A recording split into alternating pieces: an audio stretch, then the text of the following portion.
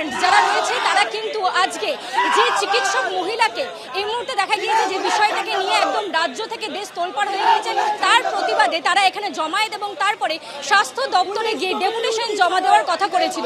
এবং তারই সঙ্গে তাদের যে স্বাস্থ্য দপ্তর অব্দি অভিযান ছিল সেই অভিযানকে দেখতেই পাচ্ছ এই মুহূর্তে রুখে দেওয়া হয়েছে এবং তারই সঙ্গে এখানে কড়া পুলিশ মোতায়েন করা হয়েছিল। পুলিশের যে বাহিনী আমরা দেখতে পেয়েছি র্যাপিড অ্যাকশন ফোর্স, কমব্যাট এবং তারই সঙ্গে বিধাননগর পুলিশও কিন্তু এখানে উপস্থিত রয়েছে, তারই সঙ্গে ওয়েস্ট বেঙ্গল পুলিশ, অর্থাৎ পুলিশের এক বিশাল বাহিনী এখানে উপস্থিত ছিল এবং তাদের যে অভিযান সেই জমায়েত সংগঠিত করার আগেই তাদেরকে কার্যত তুলে নেওয়া হয় এবং তাদের যারা সাধারণ সম্পাদক, সহ সম্পাদক, তারা যেমনটা বলছেন যে তাদের ধর্ষিত বোন যাকে ধর্ষণ করা হয়েছে, যার খুন করা হয়েছে, তার প্রতিবাদে আজকে তাদের এই জমায়েত ছিল। তারা স্বাস্থ্য ভবনে গিয়ে অভিযান করছেন এবং সেই স্বাস্থ্য ভবনে তারা ডেপুটেশন জমা দিতে যাবে, কিন্তু সেই ডেপুটেশন জমা দেওয়ার আগে তাদের অভিযান শুরু করার আগেই তাদেরকে এখানে আটক করা হয়েছে। আমরা কথা বলবো এই শেখ সাবির। এই নির্লজ্জ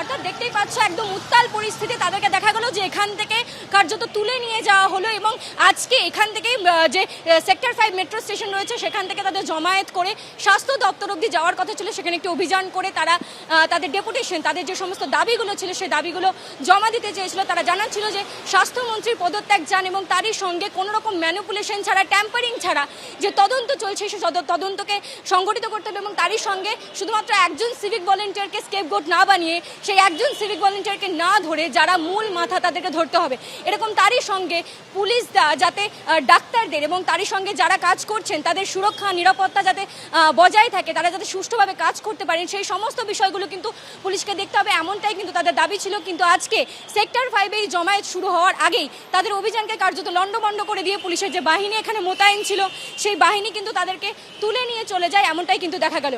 এদিকে রোগী হেনস্থা কিন্তু চলছেই, রোগী পরিষেবা সম্পূর্ণভাবে ব্যাহত হচ্ছে। কারণ হৃদযন্ত্রের সমস্যা কিন্তু এসেছিলেন, বন্ডে সই করে হাসপাতাল ছেড়ে চলে যেতে হচ্ছে, কেউ বা ডাক্তারের দেখাই পেলেন না। আরজিকর মেডিকেল কলেজ জুড়ে এই ছবি।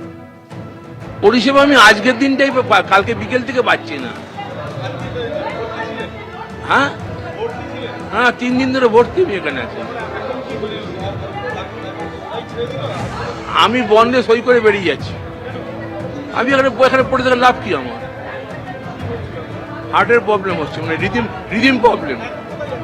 আমি এখন যাচ্ছি বিবি পদ্মারে যাচ্ছি। এই তো আমার এখানে আজকে এফপিপি ডেট দিয়ে দিয়েছে, এই তো আলট্রাসোনোগ্রাফি ডেট দেওয়া রয়েছে, তার সত্ত্বেও ওখানে দেখছে না। কি বললো? ও বের করে দিল, বলছে বেরিয়ে যাও এখান থেকে। আপনি একজন অন্তঃসত্ত্বা মহিলা।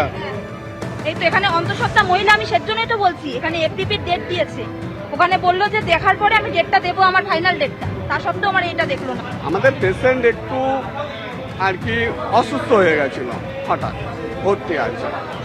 আজকে আমরা পেশেন্টটা তুলে নিতে এসেছি, আমরা চিকিৎসা পাচ্ছিলাম না, কিন্তু যথেষ্ট আজকে আমি যখন পেশেন্ট তুলবো বলে ডাক্তারবাবুর সাথে কথা বললাম, দেখলাম 3টে ডাক্তার দেখছে পেশেন্ট এবং ওরা বলছে যে আমরা আছি, আমরা কিছু চিকিৎসা করছি, আপনারা ধৈর্য হারাবেন না। যে জায়গায় আমি দেখাই সে জায়গায় ডাক্তারই নেই, কোথায় গেছে কি করে জানবো? আমি ওই 201-এ, মানে বলছে ডাক্তারই নেই। কি বলবো,